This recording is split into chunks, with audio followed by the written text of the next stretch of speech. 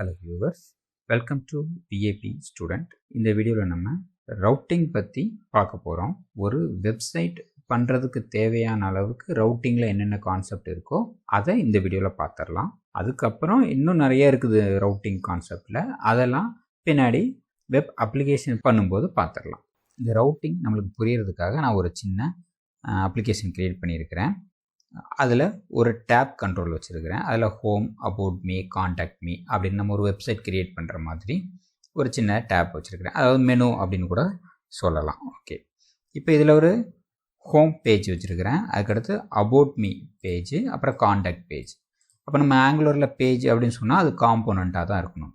So என்னுடைய coding பார்த்தீங்க அப்படின்னா இந்த ஆப் ரவுட்டிங் மாடியூல் ஆல்ரெடி பழைய வீடியோவில் பார்த்துட்டோம்.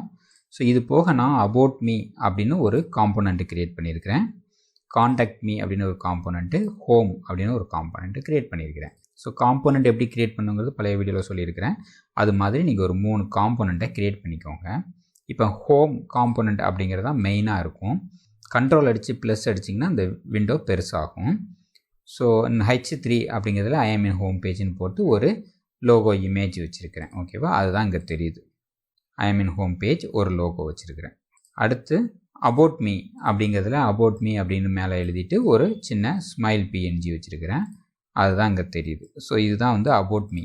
அடுத்து காண்டாக்ட் மீல மை காண்டாக்ட் அப்படின்னு போட்டு vapstudentinfo@gmail.com அப்படின்னு ஒரு இமெயில் ஐடி போட்டிருக்கிறேன்.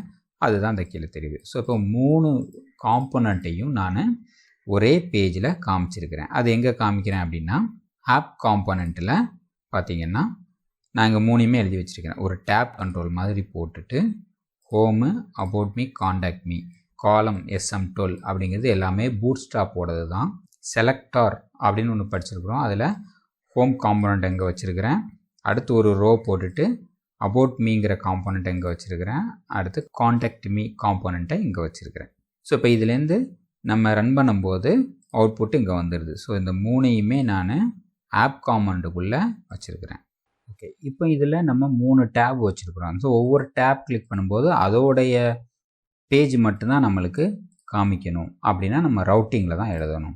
ஸோ ரவுட்டிங்கில் இந்த இடம் இருக்குது பார்த்தீங்களா, கான்ஸ்டன்ட் ரவுட்ஸ் அப்படிங்கிற ரவுட்ஸ் அப்படின்னு ஒரு டேட்டா டைப் வச்சுருக்காங்க. இதை வந்து ஆங்குலர் ரவுட்டர்லேருந்து எடுத்துகிட்டு வராங்க. ஸோ இது வந்து ஒரு அரே வேரியபிள். ஸோ அப்படின்னா என்னென்னா நிறைய ரவுட்டிங் பார்த்து நம்ம இங்கே மென்ஷன் பண்ணலாம். ஸோ இப்போ அது அரேன்றனால ஜேசன் மாதிரி உள்ள ஒரு ஆப்ஜெக்ட் மாதிரி தான் எழுதணும். ஸோ ஃபஸ்ட்டு பாத் அப்படின்னு ஒரு கீவேர்டு இருக்குது.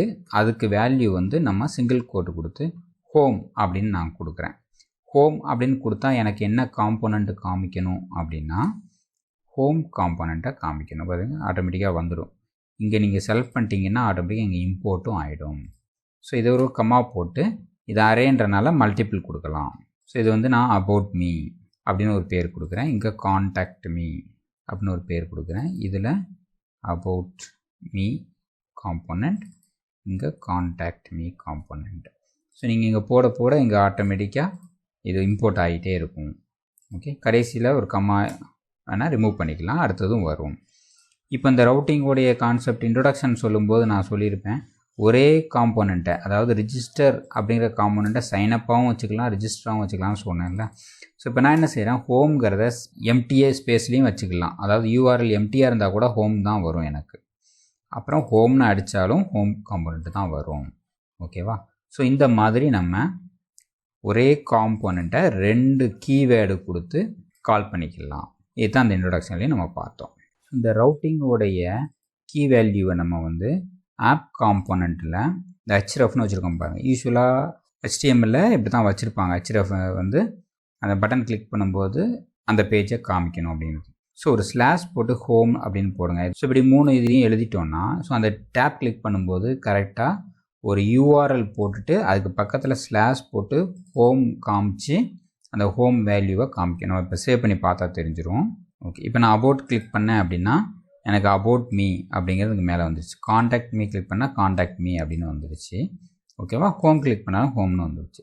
ஸோ இப்போ நம்ம 3 டேப்பில் எதை கிளிக் பண்ணாலுமே நம்மளுக்கு இந்த 3 காம்போனண்ட்டையும் சேர்த்து தான் காமிச்சுது. ஏன்னா ஆப் காம்போனண்ட்டில் அப்படி தான் நம்ம எழுதியிருக்கிறோம், அதனால் அப்படி தான் காமிச்சது. ஸோ நான் அபவுட் மீ கிளிக் பண்ணும்போது எனக்கு அந்த ஒரு டேப் மட்டும் தான் காமிக்கணும் அப்படின்னா இந்த ஆங்குலரில் ஒரு சின்ன ஈஸியான வழி ஒன்று என்னென்னா, நம்ம ரவுட்டிங் யூஸ் பண்ணியிருந்தோம் அப்படின்னா நீங்கள் எதுவுமே பண்ண தேவையில்லை. இதை ரிமூவ் பண்ணிவிட்டு router-outlet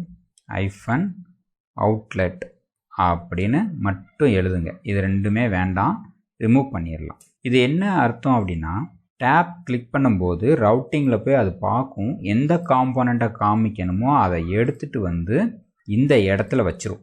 இதனால தான் இது சிங்கிள் பேஜ் அப்ளிகேஷன் அப்படின்னு SPA இன்ட்ரோடக்ஷன்லேயே சொல்லியிருப்பேன். ஸோ நீங்கள் வேறு எதுவுமே பண்ண தேவையில்லை. எதை கிளிக் பண்ணுறோமோ அது வந்து இந்த இடத்துல உட்காந்துக்கும் அந்த காம்போனண்ட்டு. இப்போ சேவ் பண்ணிட்டு ஒரு தடவை பார்ப்போம். ஃபஸ்ட்டு எம்டியாக இருந்தாலும் ஹோம் தானே நம்ம சொல்லியிருக்கிறோம். இங்கே பாருங்கள், பாத்தில் எம்டியாக இருந்தாலும் எனக்கு ஹோம் காம்போனண்ட்டை தான் காமி அப்படின்னு சொல்லியிருக்கிறோம். ஸோ அதனால் அந்த URL நம்மளுடைய வெப்சைட் இருக்கும், அதுக்கப்புறம் எம்டியாக இருந்துச்சுன்னா ஹோம் காமிக்கும். இப்போ அபவுட் மீ அப்படின்னு கிளிக் பண்ணோன்னே மேலே அபவுட் மீ வந்துடும், அபவுட் மீ மட்டும் காமிக்கும். ஸோ இப்போ காண்டாக்ட் மீக்கும் காண்டாக்ட் மீ காமிச்சிரும். ஓகேவா? அப்போ அந்த ரவுட்டர் அவுட்லெட் அப்படிங்கிறது எந்த பேஜ் வேணுமோ அதை எடுத்துகிட்டு வந்து இந்த இடத்துல வச்சிடும். ஓகேவா? ஸோ இதில் இன்னொன்று நல்லா நோட் பண்ணி பாருங்கள், இந்த ரிஃப்ரெஷ் பட்டனை நோட் பண்ணி பாருங்கள். நான் கிளிக் பண்ணும்போது அது ஒரு ரிஃப்ரெஷ் ஆகும். அதுதான் அப்போ நம்ம MVCயில் என்ன செய்வோன்னா இந்த மாதிரி கிளிக் பண்ணும்போது அஜாக்ஸை கால் பண்ணி இந்த மாதிரி ரிஃப்ரெஷ் ஆகாத மாதிரி வேலையெல்லாம் செய்வோம். ஓகேவா? அதையும் இங்கே பண்ணலாம். அதுக்காக தான் நம்ம ஆங்குலருக்கே வாரோம். ஓகேவா? அஜாக்ஸ் விஷயங்கள் எல்லாமே ரொம்ப ஈஸியாக அங்கே பண்ணிக்கலாம் அப்படிங்கிறதுக்காக. ஓகே, அதை எப்படி செய்கிறான்னு பார்ப்போம். ஸோ இப்போ நம்ம ரவுட்டர் யூஸ் பண்ணி ப்ரௌசர் ரிஃப்ரெஷ் ஆகாமல் பேஜை காமிக்கணும் அப்படின்னா அந்த HRFக்கு பதிலாக ஆங்குலரோடைய ரவுட்டர் லிங்க் அப்படின்னு ஒன்று இருக்குது. ஸோ அதை எழுதுனீங்கன்னா ஆட்டோமேட்டிக்காக ரவுட்டிங்கில் போய் பார்த்து அந்த பேஜை ரிஃப்ரெஷ் ஆகாமல் பட் அதே சமயம் நம்மளுக்கு என்ன வேணுமோ அந்த எஃபெக்டிவாக காமிக்கும். ஸோ இதை நம்ம 3 இடத்துலையும் போட்டுடலாம். இப்போ ஒரு தடவை சேவ் பண்ணிட்டு செக் பண்ணி பார்ப்போம். ஓகே, நான் முதலேருந்து கிளிக் பண்ணுறேன். 1200 ஃபஸ்ட் பேஜ் வந்துடுச்சு.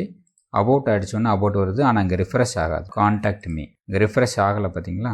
ஆனால் பேஜ் நம்மளுக்கு ஆட்டோமேட்டிக்காக வந்துடும். இதுதான் ஆங்குலருடைய சிம்பிள் கான்செப்ட். நீங்கள் அஜாக்ஸ்லாம் யூஸ் பண்ணி பண்ணுறதை விட சிம்பிளாக ரவுட்டர் லிங்க் அப்படின்னு ஒன்று வச்சிட்டிங்கன்னா ஆட்டோமேட்டிக்காக ஒர்க் ஆகும். ஸோ இப்போ அடுத்ததாக நம்மளுக்கு அந்த டேப் வந்து ஆக்டிவாக காமிக்கணும்ல, அதுக்காக இந்த எல்லைன்னு போட்டிருக்கோம் பார்த்தீங்களா? இங்கே வந்து ரவுட்டர் லிங்க் ஆக்டிவ் அப்படின்னு போட்டு ஆக்டிவ் போட்டு விடுங்க. ஓகேவா? இதே இதில் 3 இதுலேயும் போடுங்க. எது ஆக்டிவாக இருக்கோ அதை காமிக்கும். எந்த பேஜை நம்ம கிளிக் பண்ணமோ அதை ஆக்டிவாக காமிச்சிடுவோம். ஓகேவா? ஆங்கர் டேக்குக்குள்ளே ரவுட்டர் லிங்க் மட்டும்தான் வரும், இங்கே ரவுட்டர் லிங்க் ஆக்டிவ் அப்படின்னு வரும். இப்போ ஒரு தடவை சேவ் பண்ணிட்டு பார்ப்போம். பாருங்கள், ஆட்டோமேட்டிக்காக தெரியுதா உங்களுக்கு? காண்டாக்ட் மீ அப்படிங்கிறது ஆக்டிவாக காமிக்கும், இது அபவுட் மீயை ஆக்டிவாக காமிக்கும். ஸோ டேபும் ஆக்டிவ் ஆகிறதுக்கு சிம்பிளான வேலை தான். இப்போ இந்த ரவுட்டிங்கில் ஹோமுக்கு பதிலாக எம்டியாக போட்டாலும் ஹோம் காம்பனண்ட் தான் வரும் அப்படின்னு சொன்னோம்ல, அது எப்படி ஒர்க் ஆகுதுன்னு பார்ப்போம். இந்த இடத்துல நான் வெறும் ஸ்லாஷ் மட்டும் போடுறேன். ஆக்சுவலாக இந்த ஸ்லாஷ் அப்படின்னு போடுறது என்னென்னா, ஒரு வெப்சைட் இருக்கும், அது பக்கத்தில் ஸ்லாஷ் போட்டு அதுக்கு அடுத்து நம்மளுடைய கீ வேல்யூ வரும். ஓகேவா? அந்த பாத்தோடைய வேல்யூ வரும், அதுக்காக தான் அர்த்தம். ஓகே, இப்போ நான் எம்டியாக போடுறேன், ஹோம் வருதான்னு பார்ப்போம். இதை நான் சேவ் பண்ணுறேன், ஹோம் ஆட்டோமேட்டிக்காக வந்துடுச்சு. ஸோ நான் எம்டியாக இருந்தாலும் ஹோம் தான் வரும், ஸ்லாஷ் போட்டு ஹோம் போட்டாலும் உங்களுக்கு ஹோம் தான் ஒர்க் ஆகும். ஓகேவா? ஸோ இப்போ நான் எம்டியாகவே வச்சுக்கிறேன். இப்போ அபவுட் மீ போகிறேன். இங்கே பார்த்தீங்கன்னா இதுவும் ஆக்டிவாக இருக்குது, இதுவும் ஆக்டிவாக இருக்குது. இப்போ காண்டாக்ட் மீ போகிறேன், இதுவும் ஆக்டிவாக இருக்குது, இதுவும் ஆக்டிவாக இருக்குது. ஏன்னா எம்டியாக இருக்கிறதுக்கான ஒரு ஆக்டிவ் இது காமிச்சிக்கிட்டே இருக்கும். ஏன்னா இதுக்கப்புறமும் எம்டி தானே, ஸோ அதனால் அது அப்படி காமிக்கும். ஏன்னா எம்டியாக இருக்கும்போது இந்த ஒரு பிரச்சனை இருக்கும். இதை சால்வ் பண்ணுறதுக்கு இந்த எல்ஐ இருக்குது பார்த்தீங்களா, ஆக்டிவ் போட்டோம்ல, இதுக்கு பக்கத்தில் router link active options அப்படின்னு ஒரு அட்ரிபியூட் இருக்குது, ஸ்கொயர் ப்ராக்கெட்டில் போடணும். இந்த ஆக்டிவ் வர்றது எல்லாமே எல்ஐக்குள்ளே தான் எழுதணும். ஓகே, எக்ஸாக்ட் ட்ரூ அப்படின்னு போட்டு விட்ருக்காங்க. அப்போ என்னென்னா கரெக்டாக வெப்சைட்டுக்கு அடுத்து எம்டி வந்தால் மட்டும்தான் ஹோமை காமிக்கும். இப்போ இதை நான் சேவ் பண்ணுறேன், டெலீட் பண்ணிட்டு என்ட்ரு போட்டேன். இப்போ ஹோம் வந்துடுச்சு. இப்போ அபவுட் மீ போட்டோன்னா அபவுட் மீ தான் வரும். ஏன்னா இந்த பக்கம் இருக்கிற ஸ்பேஸை அது பார்க்காது. ஃபஸ்ட்டு வெப்சைட்டுக்கு அடுத்து உடனே எம்டியாக இருந்தால் மட்டும்தான் ஹோம் எடுத்துக்கலாம். அதுக்காக தான் இந்த எக்ஸாக்ட் ட்ரூ அப்படின்னு இங்கே போட்டோம். இது மாதிரி ரவுட்டிங்கில் நிறைய விஷயங்கள் இருக்குது. ஸோ இது வரைக்கும் ஓரளவு ஒரு வெப்சைட்டுக்கு தேவையான ரவுட்டிங் கான்செப்டை தெரிஞ்சுக்கிட்டோம்.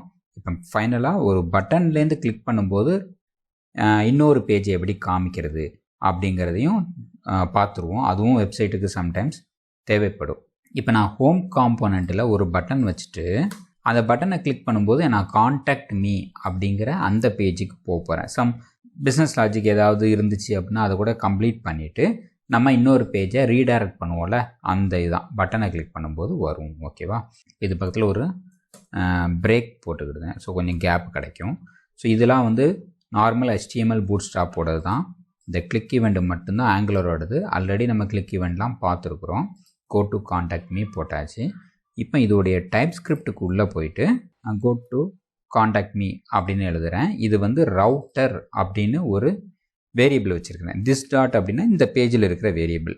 அந்த வேரியபிளை நான் கன்ஸ்ட்ரக்டரில் டிக்ளேர் பண்ண போகிறேன். ப்ரைவேட் ரவுட்டர் கோலன், அது என்ன டேட்டா டைப் அப்படின்னா ரவுட்டர் அப்படிங்கிற ஒரு டேட்டா டைப். இப்போ இந்த ரவுட்டருடைய நேவிகேட்டில் போய் பார்த்துட்டு நான் காண்டாக்ட் மீ அப்படின்னு இந்த ப்ராப்பர்ட்டி மாதிரி கொடுக்கலாம். யூஸ்வலாக MVCலாம் சர்வர் டாட் ட்ரான்ஸ்ஃபர் அப்படி இல்லைன்னா ரெஸ்பான்ஸ் டாட் ரீடைரக்ட் அந்த மாதிரி எழுதுவோம்ல, அதே தான் இது. பட் இது ரவுட்டிங் கான்செப்டை வச்சு நேவிகேட் போட்டு இந்த காண்டாக்ட் மீ அப்படின்னு போட்டாச்சு. ஸோ இது ரெண்டையுமே நம்ம சேவ் பண்ணுவோம். ஃபைலில் போய் சேவ் ஆல் பண்ணிக்கோங்க. இப்போ நான் ரன் பண்ணேன்னா எனக்கு ஹோம் பேஜ் வந்துடும். அதில் கோ டு காண்டாக்ட் மீ இருக்கும். இதை கிளிக் பண்ணால் ஆட்டோமேட்டிக்காக காண்டாக்ட் மீ பேஜ் எனக்கு வந்துடும். இது ஆக்டிவாக இருக்குது. இது ரீஃப்ரெஷ்ஷும் ஆகாது. கோ டு காண்டாக்ட் மீ ரீஃப்ரெஷ்ஷும் ஆகலை, தெரியுதா? ஸோ இந்த மாதிரி பட்டன் வச்சும் நம்ம பண்ணலாம். ஸோ இப்போ இன்னும் ஒன்று மட்டும் காம்போனண்ட்டில் இங்கே நான் ஹோம் போட்டுக்கிடுறேன். இப்போ நான் ரன் பண்ணேன் அப்படின்னா ஹோம் கிளிக் பண்ணால் மேலே ஹோம் வந்துடும். இங்கே அபவுட் மீ, இங்கே காண்டாக்ட் மீ வருது. ஓகேவா? இப்போ எனக்கு டைட்டில் எதுவுமே வரக்கூடாது, இங்கே மட்டும்தான் மாறணும், URL எனக்கு காமிக்கக்கூடாது அப்படின்னா என்ன பண்ணலாம் அப்படிங்கிறத மட்டும் பார்த்துக்குவோம். சிம்பிளாக என்ன செய்யுங்க, இந்த ஆங்கர் டேக் இருக்குது பார்த்தீங்களா, இது பக்கத்தில் skipLocationChange ஈக்குவல் டு ட்ரூ அப்படின்னு எல்லா இடத்துலையும் போட்டு விடுங்க. இப்போ என்னாகும் அப்படின்னா நம்மளுக்கு லொக்கேஷன் சேஞ்ச் ஆனது காமிக்காது. நான் முதல்ல இந்த ரன் பண்ணுறேன். இப்போ அபவுட் மீ கிளிக் பண்ணாலும் இங்கே மேலே வராது, பட் நம்மளுக்கு பேஜ் வந்துடும். காண்டாக்ட் மீக்கும் அதே தான். பட் இப்போ ஹோம்லேருந்து கோ டு காண்டாக்ட் மீ பேஜை கிளிக் பண்ணால் காண்டாக்ட் மீ அப்படின்னு வந்துடுது பார்த்தீங்களா. ஸோ இப்போ பட்டனுக்கு என்ன செய்யணும் அப்படின்னா இந்த டைப் ஸ்கிரிப்டில் பட்டன் பக்கத்தில் இங்கே போய்ட்டு ஒரு கமா போட்டு அதே skipLocationChange ஈக்குவல் டு ட்ரூவை இந்த JSON மாதிரி கொடுத்துருங்க, ஒரு ஆப்ஜெக்ட் மாதிரி கொடுத்துருங்க. இப்போ சேவ் பண்ணால் ஹோம் அபவுட் மீக்கும் URL வரவே வராது. நம்ம பேஜ் மட்டும் மாறிக்கிட்டே இருக்கும். நீங்கள் இந்த பட்டன் கிளிக் பண்ணாலும் URL வராது. இதுதான் skipLocationChange ஈக்குவல் டு ட்ரூ. ஓகேவா? ஸோ இப்போ நீங்கள் சேஞ்ச் பண்ண எல்லா கான்செப்ட்டுமே நம்மளுக்கு ரொம்பவே வெப்சைட்டுக்கு யூஸ் ஆகும். ஸோ இப்போ ஒரு கன்க்ளூஷன் பார்த்தோம் அப்படின்னா ஒரு பூட்ஸ்ட்ராப் டிசைன் டேப் வச்சுருந்தோம் அப்படின்னா அதில் router link active வேணும்னா இது போடணும். அது ரவுட்டருடைய பாத் என்ன, எந்த காம்போனண்ட்டு காமிக்கணும் அப்படிங்கிறதுக்கு இது போடணும். URL பார்த்து காமிக்க வேண்டாம் அப்படின்னா skipLocationChange ட்ரூ போடணும். எக்ஸாக்டாக எனக்கு என்ன வரணும் அப்படின்னா இந்த இது போடணும். ஓகேவா? அது போக பட்டனில் கிளிக் ஈவெண்ட் வேணும்னா இந்த மாதிரி எழுதலாம். இது போக நிறைய இருக்குது ரவுட்டிங்கில். ரவுட்டிங் மாடியூலில் போய் பார்த்தீங்கன்னா பார்த்து நீங்கள் எப்படி வேணாலும் கொடுத்துக்கலாம். இதெல்லாம் நம்மளுடைய நேம் தான், நம்ம எப்படி URL வேணுமோ நம்ம கொடுத்துக்கலாம். காம்போனண்ட்டை மட்டும் எது டிஸ்பிளே பண்ணணும் அப்படிங்கிறது இங்கே சொல்லணும். ஓகேவா? மீதி எல்லாம் ஆங்குலரே பார்த்துப்போம். ஸோ இதோட ரவுட்டிங் கான்செப்டில் கொஞ்சம் முடிஞ்சிருக்கு. திரும்பியும் நம்ம ரவுட்டிங் அப்புறமா பார்க்கலாம். Okay, thank you viewers.